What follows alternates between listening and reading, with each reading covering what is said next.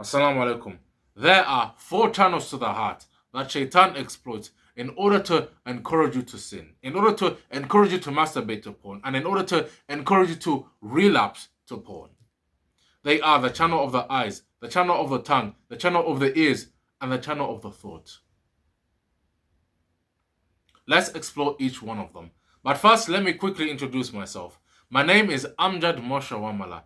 I am here to help you quit the habit of masturbation to porn forever. Alright, let's quickly get into it. Now, why is the heart so important and why are the channels to the heart so important for you to know? Because Prophet Muhammad, peace and blessing be upon him, said, there is a piece of flesh in the body. If it is correct, then the rest of the body is correct. But if it is corrupted, then the rest of the body is corrupted. Verily, it is the heart. Why is this so important? Prophet Muhammad mentioned that the heart is so important for you to correct, for it to remain correct. Because literally, if your heart is incorrect, then everything else goes wrong. The heart is the center of your faith, of your intentions, and of your character. Everything you do, every single action that you take is based on your heart, is based on what is within you. And the heart is not just understood as the physical heart. In Islam, there's also the spiritual heart. Right now, you're in the situation where your heart is slightly corrupted because you keep falling into the habit of masturbation to porn. For too long, you've allowed shaitan to exploit either one of these channels or more in order for him to get into your heart so that he can whisper into your heart and then eventually encourage you to sin.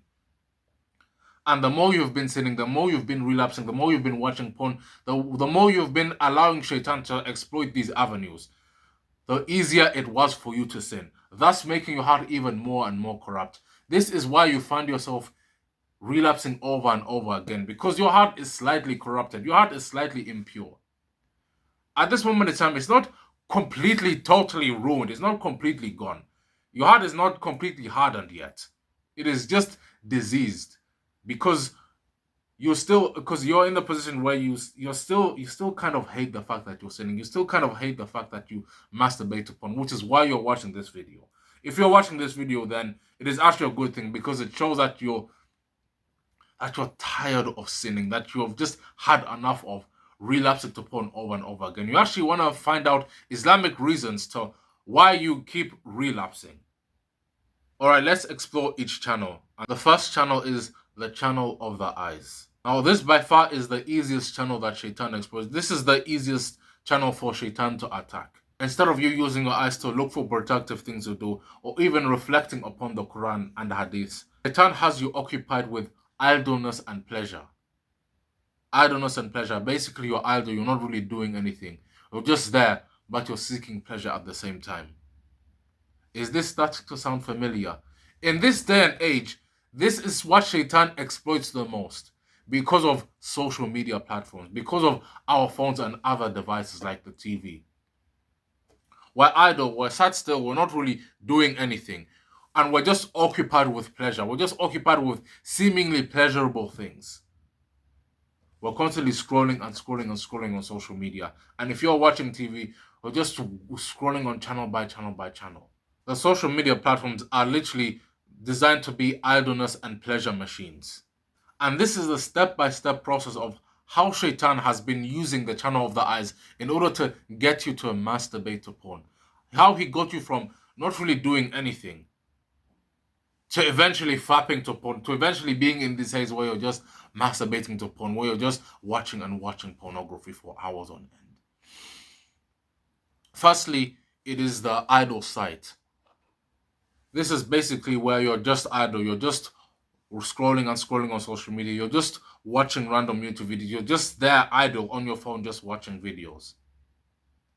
And suggestive images sort of pop up. Here and there, you'll see some sexually suggestive images, some sexually suggestive videos. And maybe you scroll off them or maybe you prolong your gaze. But regardless, it moves into step 2 of this whole process that shaitan uses. In this step, once you see this explicit content, maybe you looked at it for too long or maybe you just lowered your gaze and looked away. From there, your sexual desires spike up, which is natural. When you see something sexual, when you see something explicit, of course, as a normal human beings, your desires are gonna spike up. But shaitan actually exploits that when we get into step three. Step three is when shaitan whispers what you saw back to you.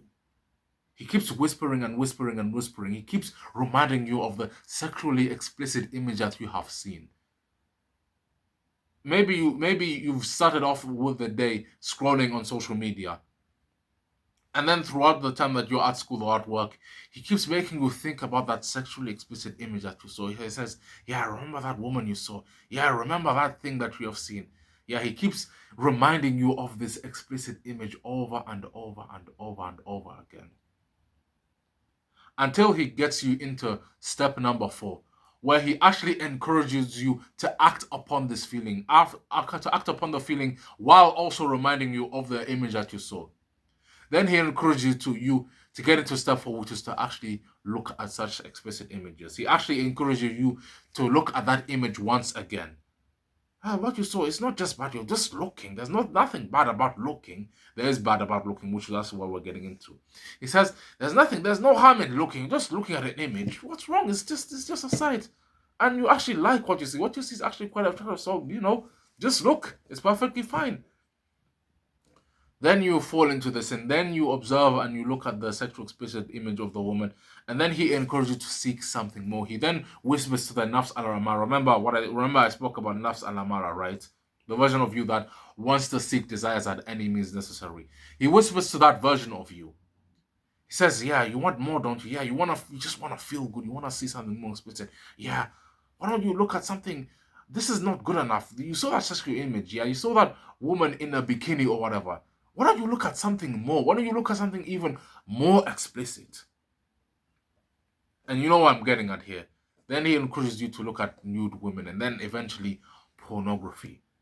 And then it doesn't stop there. He says, when you're in the sense of looking at these seemingly sexually attractive women, then he encourages you to actually masturbate to these women.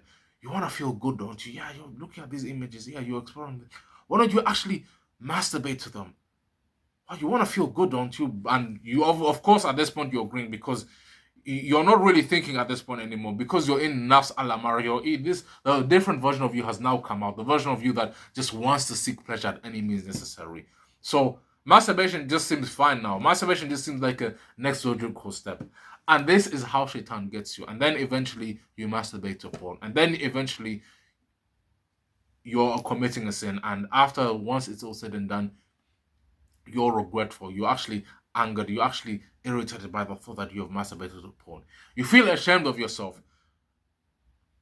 Of course, physically you're feeling pleasure because you've just masturbated. But at the same time, you feel terrible about yourself.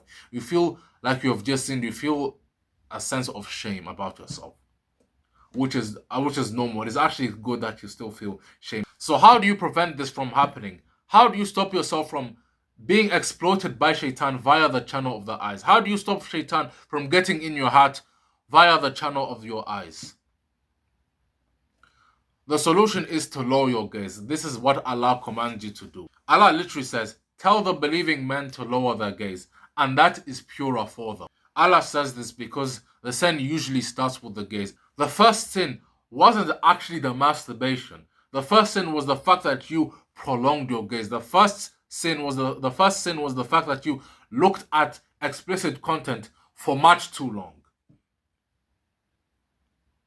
So the thing that you need to do is to actually not look at sexually explicit content, which is to lower your gaze. When you see something inappropriate, just lower your gaze. Now let me give you a step-by-step process of how you should lower your gaze, and make sure you're actually taking notes throughout this video.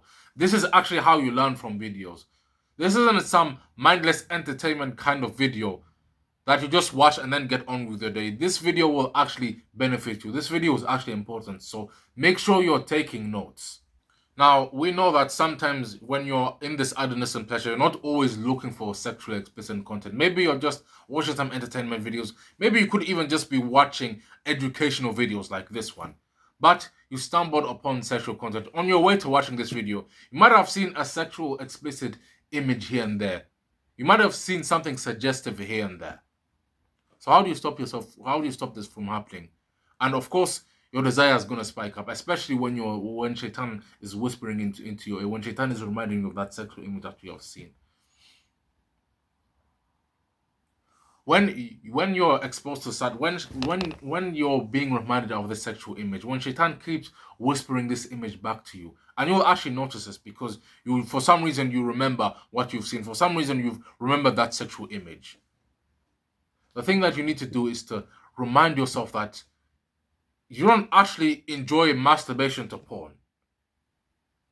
When you first see that sexual explicit image, you need to remind yourself and tell yourself that you don't actually enjoy this act, because remember how you feel after you've masturbated to porn. Remember how you are in the act.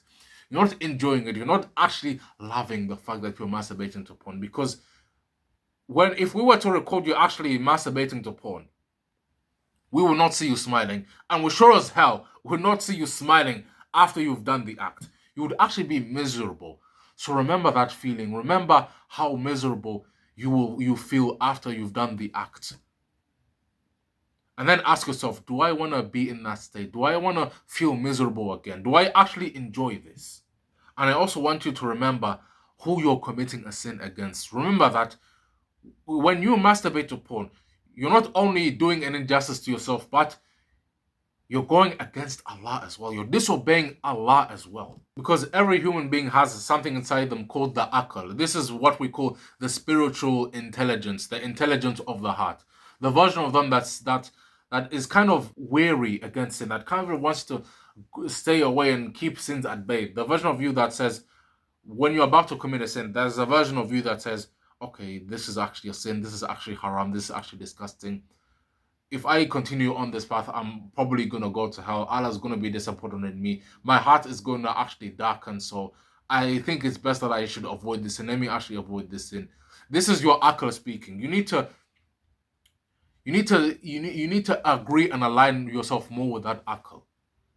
Next thing, just say no to the sin. Just say no to the sin. Know that you are not a slave to your desires. You are not a slave to the whispers of shaitan. And you don't even have to agree with shaitan. Literally, when shaitan calls you to sin, when shaitan whispers into your heart to sin, it is nothing more than an invitation. It is nothing more than an invitation to a party to masturbate to the sin. When somebody invites you to a party, do you even have to go? When somebody says to you, oh yeah, let's go and party, let's go and do some drugs, let's go to the nightclubs and sleep and link up with a bunch of women, do you actually have to go? Are they actually in control of you? No. Shaitan is the same way. Shaitan is just like those people who are encouraging you to do a bunch of degeneracy.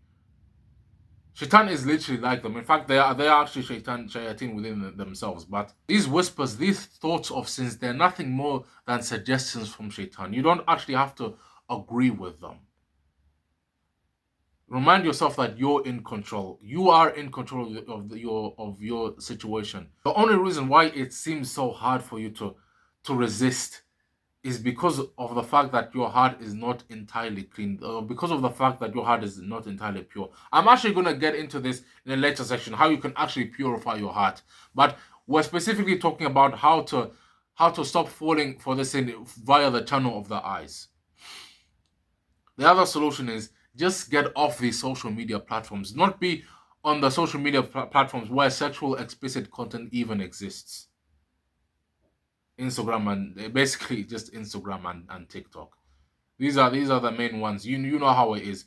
You might just be watching normal regular videos, just basic videos, maybe about masculinity and about making money and about Islam and whatsoever.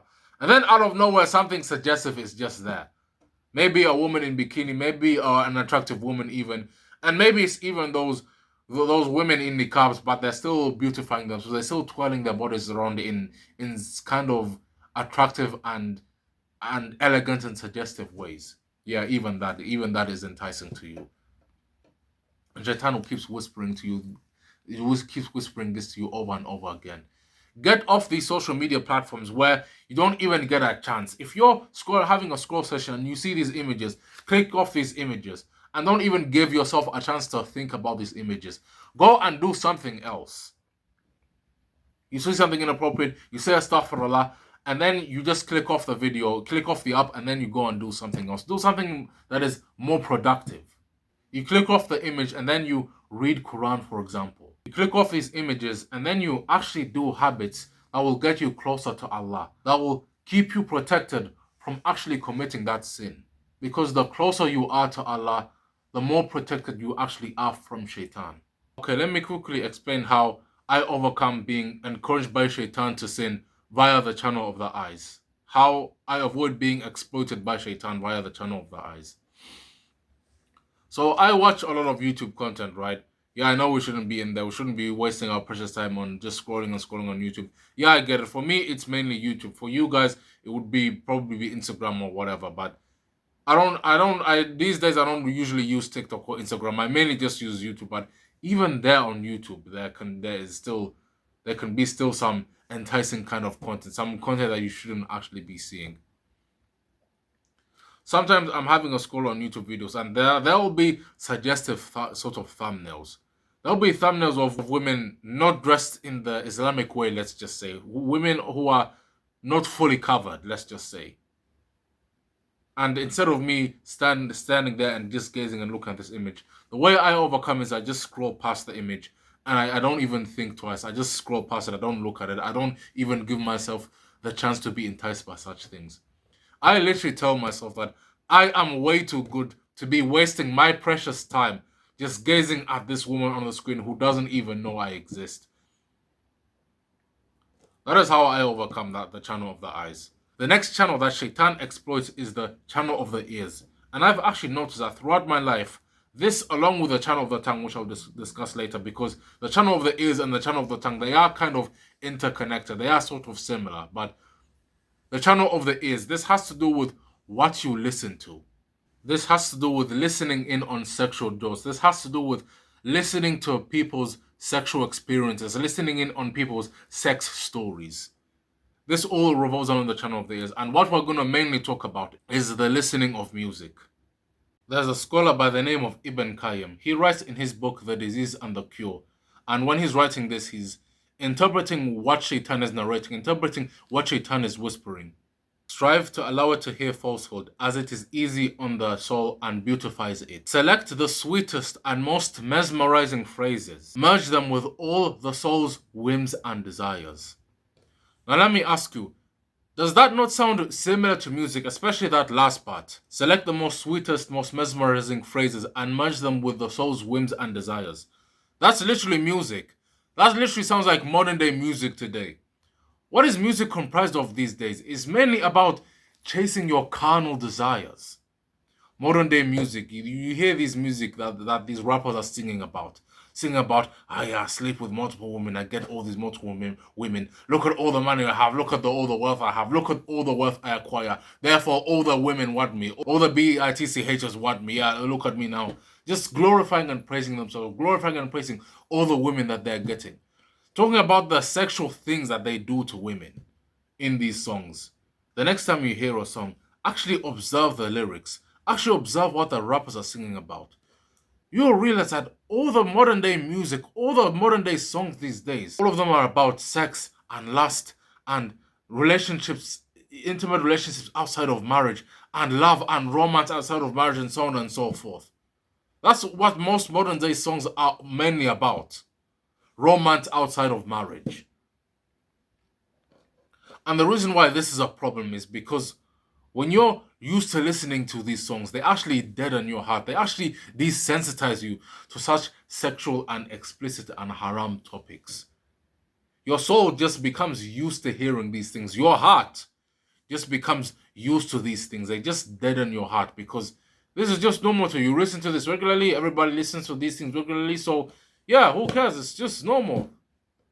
And when you're listening to these songs, when you're listening to these lyrics, you actually have to imagine the situation. You actually have to imagine, to interpret what the rappers are rapping about, what is being sung about. You actually have to imagine these things. And shaitan, and this is where shaitan comes in. He actually whispers and whispers. He actually encourages these fantasies and these imaginations. Then he encourages you to actually act upon these fantasies. Then you actually want to watch the music videos. He actually encourages you to watch the music videos where such degeneracies happen, where you see women just shaking their asses and men doing dances with women that kind of imitate sexual positions. And this actually amps you up. You're saying, oh yeah, this looks attractive. This actually looks sexy. Until it's to a point where you're actually seeing haram at this point. It's literally like seeing clothed pornography at this point, which is a sin within itself.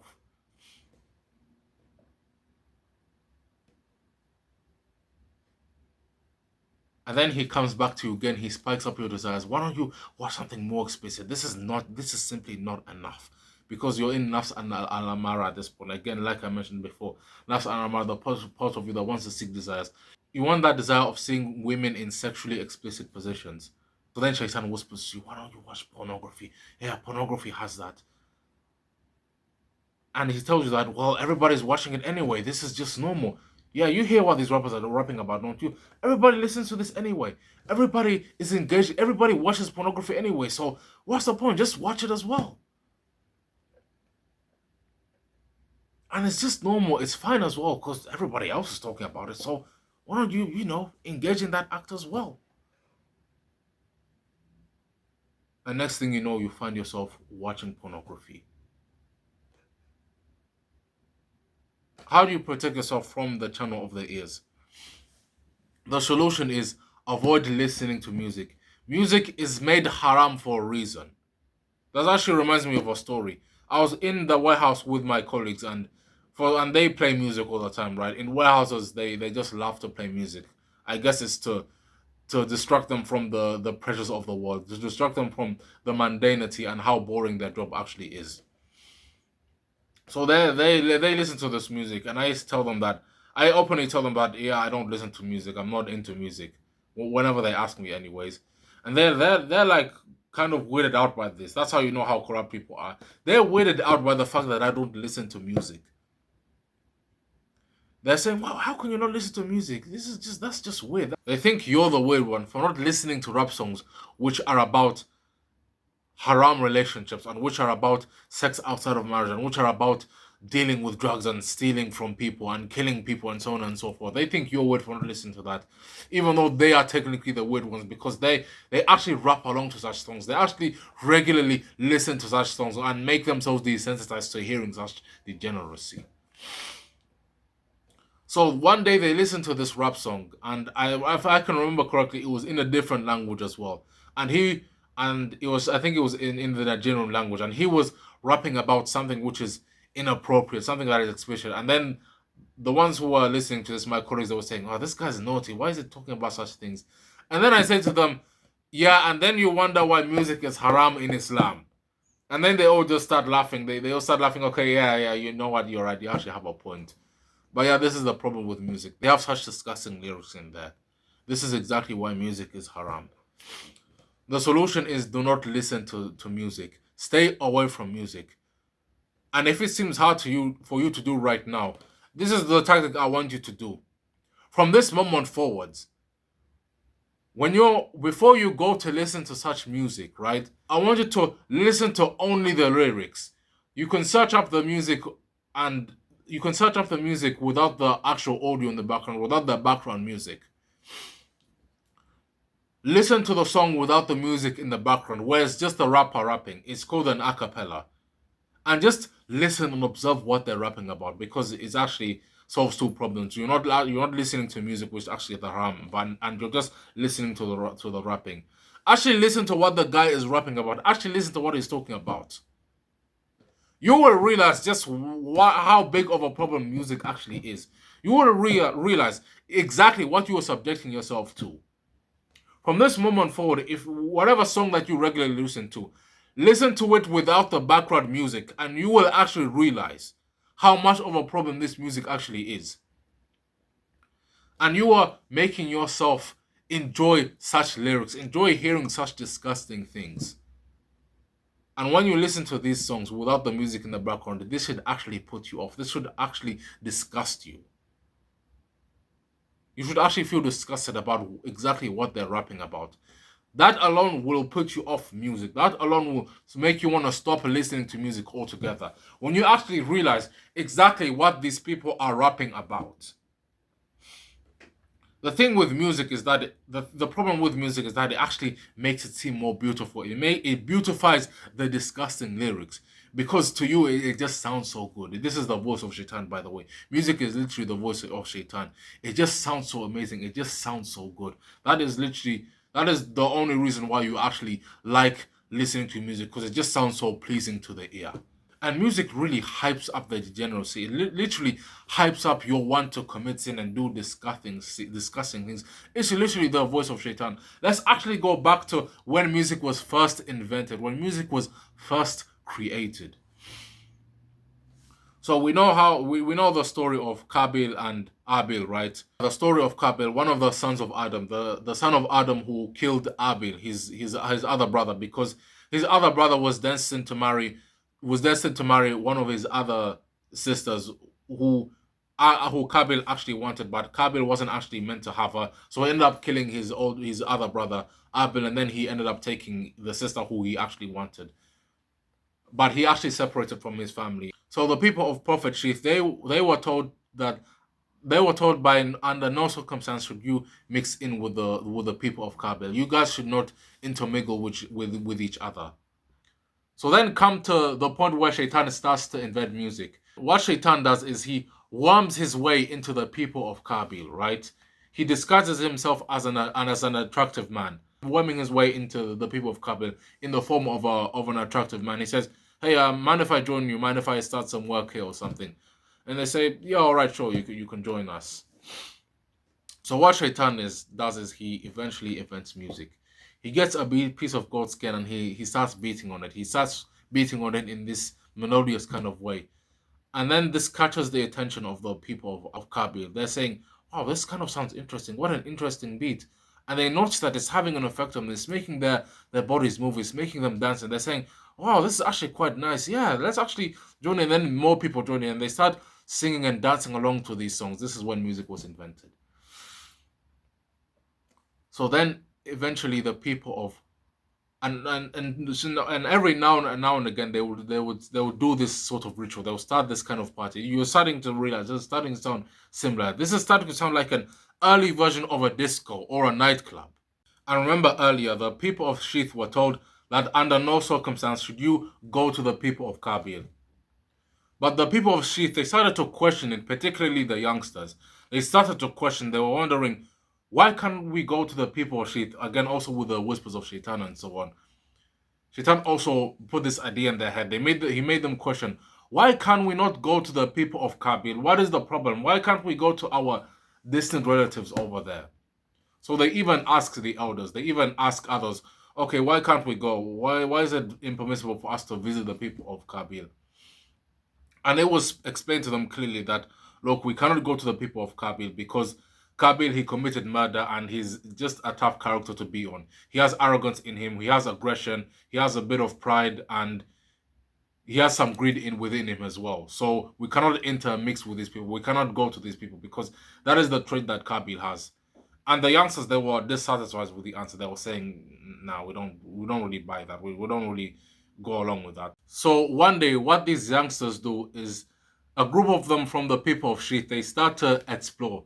They start to get together and say, "Let's just go and have a look. Let's just see what the people of Kabil are all about." So they get curious and they go to the people of Kabil and they notice that there's some musical instruments going on. They notice the flutes and so on. So they're saying, so this actually attracts their attention. So they keep going and going to the people towards the direction of the people of Kabil. Then what happens is, and this is actually going to sound familiar, this is going to sound more and more familiar to what goes on in the modern day. They start to notice that there's beautiful women there, that when they go closer to the people of Kabil, they notice that there's attractive women there, that the women there are actually attractive. So they go closer and closer, and this is also going on while the people of Kabil are having a party, while they're partying, basically the prehistoric version of a nightclub. So they go closer and closer. And they noticed, and the women, of course, noticed the people of Sheath there. Remember, the trait of the people of Kabil is their women were attractive, but their men weren't that attractive. And for the people of Sheath, it was the opposite. Their men were attractive, but their women weren't exactly that attractive. So, of course, the women, they noticed that the men there, that the three youngsters who came there from the people of Sheath, women there, they noticed that, wow, those men are actually attractive. They actually notice them, and they actually notice that they're attractive. So what the women do is from the people of Kabi, they start to beautify themselves. They start to make themselves look more attractive, kind of similar to what women do these days. They start to beautify themselves and make themselves more attractive to get the attention to bring the people of Sheath, the men from the people of Sheath closer to them.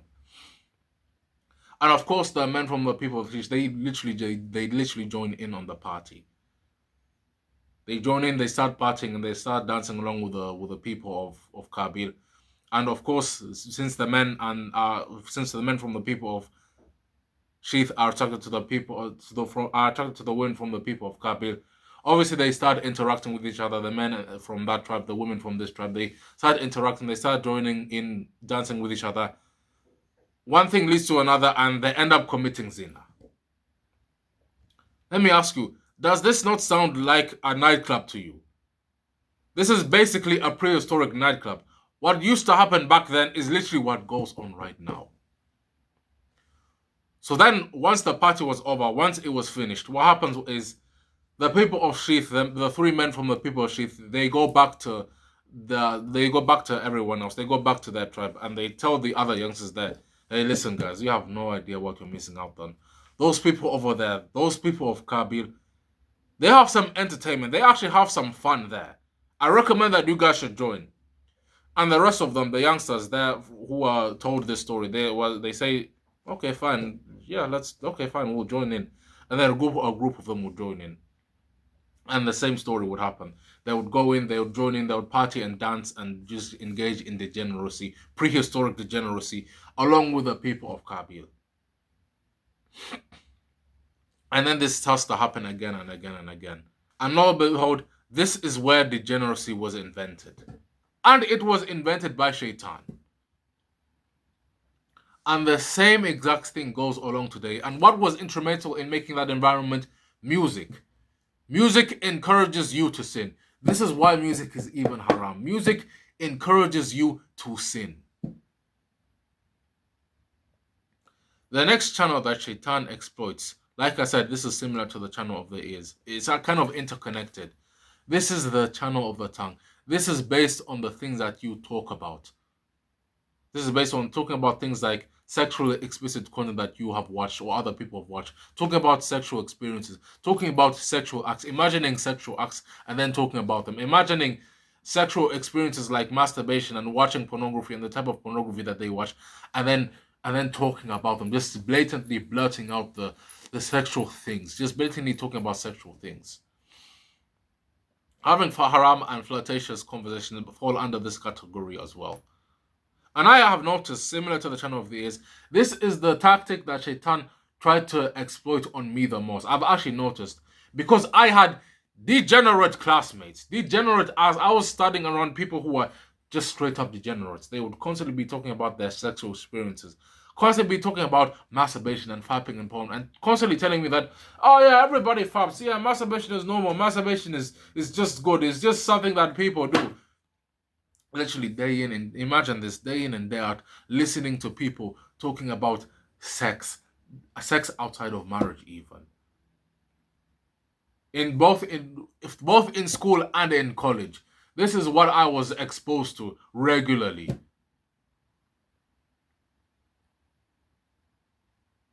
When you're around people who constantly talk about sex, who constantly talk about explicit and inappropriate things, they actually spike up your desires as well, because you actually have to interpret and imagine the things that they're talking about. You're actually thinking, wow, this sounds interesting. This actually sounds good. Because you're also imagining yourself in those things. When they're talking about sexual explicit things and you're listening in, you actually have to interpret what they're talking about. When you yourself talk about these things, about sexual explicit things, you actually have to imagine and interpret these things and then actually blur them out. And when you're imagining sexual things, they also spike up your desires. They also spike up your urges. And shaitan, of course, he whispers to you about these things. He constantly whispers to you about these sexual images. Then later on, when you're bored or stressed, he reminds you of these sexual conversations. He makes you replay these conversations in your head. He makes you replay these sexual images in your head. And then he encourages you to do something about this. And then you know where it goes. You think about these sexual things, you think about these sexual topics, then you imagine yourself in these sexual scenarios, and then he encourages you, why don't you actually, enact upon these? You're feeling kind of horny, right? You have these desires, you're feeling kind of horny, right? But you can't actually have sex. You can't commit to that. Okay, I'm not going to tell you to commit to that, but you can, masturbate to them. So then you like this idea. Again, your nafs al-amara is built up, your nafs al-amara takes over, and then one thing leads to another, and then you end up masturbating to these sexual thoughts. What do you do about this? Well, how do you protect yourself from the channel of the tongue? You do not engage in sexual conversations with such people. When they're talking to you about these conversations, you exit the conversations. You show them that you're not interested. Literally, that is it. Do not engage with people. Do not surround yourself with people who constantly talk about sexual things regularly. Because what happens when you're engaging in these sexual conversations, they kill modesty. You know that haya that you have, that natural modesty that you have, the version of you that doesn't want to engage in open sexual conversation and open sexual topics. The version of you that kind of feels put off and shy about sexual things. So talking about sexual things kills that version of you. It kills that haya. It kills that sort of modesty that you have in you. That is why it's utmost important that you avoid people who regularly and constantly talk about sexual things to you. The next is the channel of the thought, the channel of the mind. This one is quite easy to understand.